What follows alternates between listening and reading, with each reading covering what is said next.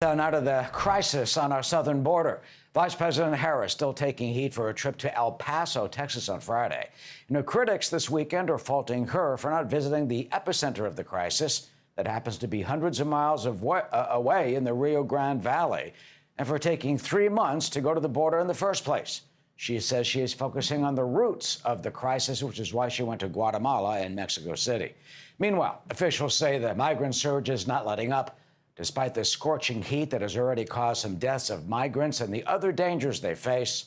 Alex Hogan, live now on the border in Mission, Texas, which is in the Rio Grande Valley area. That's where the bulk of the migrants that we have been seeing arriving in our country here asking for asylum and also giving themselves up, the bulk of them have appeared. Alex is standing by near what has been part of the old fence.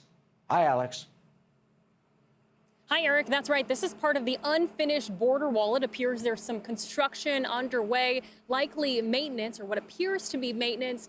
But again, this is the busiest section of the border. So far, 271,000 migrants have crossed through the Rio Grande Valley. Now, that is about the population size of Madison, Wisconsin. Most of the migrants arrive from the Northern Triangle countries, say that they're fleeing poverty and persecution. Tomorrow, HHS Secretary Javier Becerra will visit an emergency intake site at Fort Bliss, Texas. It's currently under the microscope for reports of poor conditions for children, some of whom are reportedly under supervision to prevent self-harm.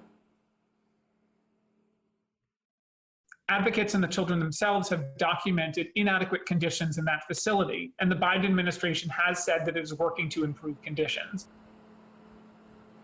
Vice President Kamala Harris did visit El Paso, where she called out the previous administration for starting the family separation policy. Critics, however, continue to sound off about her choice of cities to visit.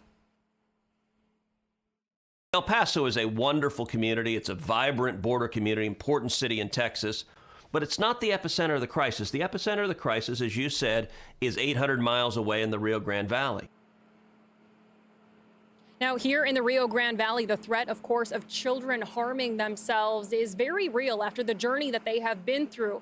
Now, among one of those policies put in place to prevent just that, children usually are asked to remove their shoelaces before they're taken onto a bus and taken to a facility. And, of course, counselors at these centers are also available.